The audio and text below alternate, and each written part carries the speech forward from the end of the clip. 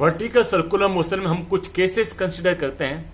अगर point A पर अगर स्पीड √2 g होगी तो पार्टिकल यहां से स्टार्ट होकर सी पर स्टॉप हो जाएगा। इस प्रकार पहला केस है, अगर ए पर वेलोसिटी √2 g से कम है तो पार्टिकल ए और सी के बीच में ऑसिलेट करेगा।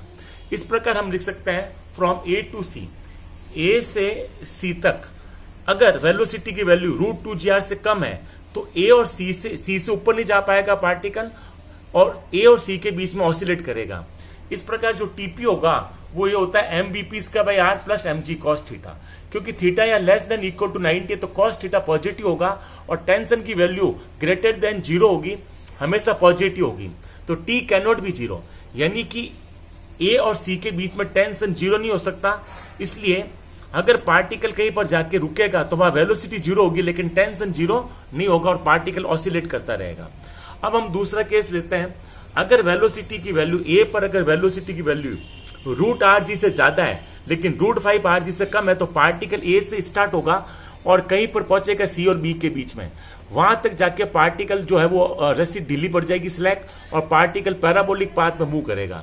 इस प्रकार जो सेकंड केस है, अगर पार्टिकल की वेलोसिटी ए पर या जो वेलोसिटी ए पर अगर ये कंडीशन है √2rg less than va, va is less than √5rg, क्योंकि क्रिटिकल से कम से हमने दिया है फेंका इसको, तो क्रिटिकल से कम से फेंकेंगे तो पार्टिकल यहां से स्टार्ट होगा और किसी पॉइंट पी डैश पे जहां टेंशन जो है वो 0 हो जाएगा लेकिन वेलोसिटी 0 नहीं होगी और पार्टिकल यहां पर प्रोजेक्टाइल मोशन होता हुआ यहां आ जाएगा, सर्कुलर मोशन कंप्लीट नहीं कर पाएगा।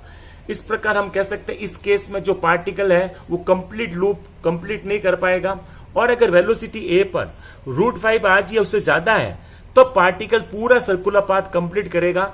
इसलिए सर्कुलर पाथ को कंप्लीट करने के लिए यहाँ जो वेलोसिटी है वो √5rg या उससे ज्यादा होनी चाहिए। अब इसी प्रकार अगर रॉड का केस लें, स्ट्रिंग के जगह हम L लंबाई की रॉड लें और इस पार्टिकल को यहाँ प्रोजेक्ट करें तो उसको कंप्लीट लूप करने के लिए जो वैल्यू होनी चाहिए √4rg होगी।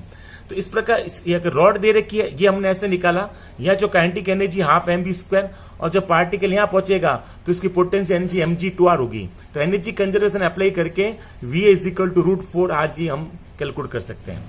अब हम दो केस लेते हैं, मान लो ब्रिज है, यहां से कोई बॉडी जो v वेलोसिटी से जा रही है, इसके कारण जो नॉर्मल रिएक्शन ऊपर लग रहा है और mg नीचे लग रहा है, तो नेट फोर्स जो होगा सेंट्रिक तरफ वो mg - n होगा जो कि mv² होगा। इससे अगर हम n निकालें तो n लेस देन mg आएगा। इस केस में नॉर्मल रिएक्शन mg से कम होती है। और इसी प्रकार अगर एक बॉडी इस तरह से कॉन्केव कर्व में जा रही है, कॉन्केव सड़क पे मूव कर रही है, इस केस में normal reaction toward the centre act करेगा, mg नीचे एक्ट करेगा। इस केस में जो है वो n - mg = mv² होगी और इस केस में n जो है वो ग्रेटर देन mg होगा। इस प्रकार इस केस में नॉर्मल रिएक्शन वेट से ज्यादा हो जाती है और इस केस में नॉर्मल रिएक्शन वेट से कम हो जाती है।